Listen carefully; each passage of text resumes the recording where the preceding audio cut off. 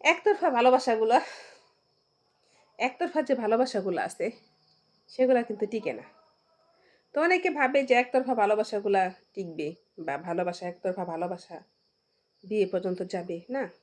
আর একতরফা ভালোবাসা যদি বিয়ে পর্যন্ত যায়ও, আপনার সেই ভালোবাসাটা টিকবে না। কেন টিকবে না? কারণ সেই ব্যক্তি তো আপনাকে কখনো ভালোবাসে নাই। আপনি তাকে ভালোবাসছেন। হয়তো সে কোনো কিছুর বিনিময়ে কোনো কিছু পাওয়ার জন্য আপনাকে বিয়ে করতেছে। কিন্তু সেই বিয়েটা টিকে না। কেন টিকে না? সেটা তো ভালোবাসা না। সেটা আপনাকে এমনও বিয়ে আছে ছেলে-মেয়েকে দেখে নাই, মেয়ে ছেলেকে দেখে নাই। কিন্তু টাকার জন্য, অর্থের জন্য, সম্পত্তির জন্য বা ফ্যামিলি স্ট্যাটাসের জন্য সে বিয়েটা কইরা ফেলায়। আসলে কিন্তু সেখানে কোনো ভালোবাসা থাকে না। তো ভালোবাসা ছাড়া বিয়েটা সেটাকে আমি বিয়েই মনে করি না। কারণ ভালোবাসা না থাকলে সেখানে একজন একজনকে না জানলে, প্রেম না থাকলে, ভালোবাসা না থাকলে হ্যাঁ, না দেখে বিয়ে করলে করা যায়। ২-১ টা ভবিষ্যৎ 90% এর মধ্যে এই আরকি 10% 10% টিকতে পারে। সবার বেলায় টিকে না। তো দুজনকে ছেলে-মেয়ে যাই না তারপরে বিয়ে করতে হয়। তো একতরফা ভালোবাসার কোনো মূল্য নাই। একতরফা ভালোবাসাগুলাকে আমি মূল্যায়ন করি না।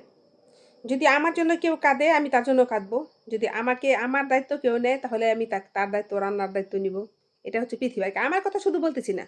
আমি পৃথিবীর ছেলেমেয়েদের কথা বলতেছি। সবার কথা বলতেছি। শুধু আমার কথা আমি বলতেছি না। তো আমার তো কেউ নাই রান্না-বাড়ার জন্য, জানেনই আমি একা খাই, একা ঘুমাই, একাই থাকি। আমার সারাক্ষণ একা একাই জীবন। তো আমার ১০ বছর ধরে একা একা এভাবে রইছি। আমার কোনো সমস্যা নেই। ধরতে গেলে আমি সারা জীবনই একা। তো কিছু মানুষ আছে একা থাকতে তারা একা জীবনটা তাদের কি হয় সহ্য হয়ে যায়। তাদের ধৈর্য হয়তোবা আল্লাহই তাদেরকে সেই ধৈর্য সহ্যটা দিছে। তো আমাকেও আল্লাহ সেই ধৈর্য সহ্য দিছে। তার জন্য আমার সেই ধৈর্য সহ্য আছে। আমি একা সহ্য করতে পারি, ধৈর্য ধরতে পারি। সমস্যা নেই, আমার জন্য আপনারা দোয়া করবেন।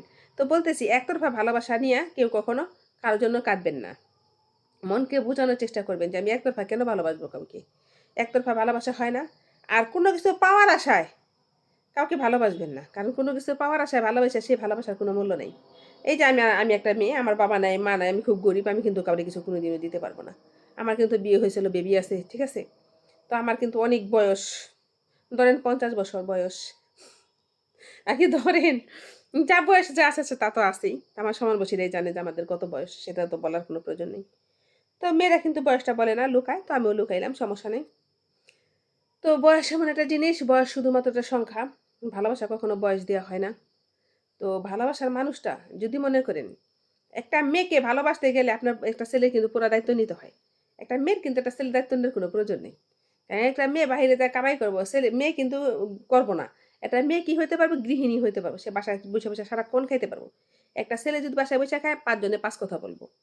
তো একটা ছেলে যদি পরিপূর্ণ থাকে তাহলে সে কি করবে না? তার অপছন্দের মেয়েকে সে বিয়ে করবে না।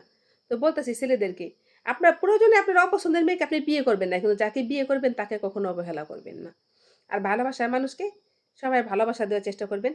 যে আপনার যোগ্য আপনি তাকে ভালোবাসা দিবেন। আসসালামু আলাইকুম।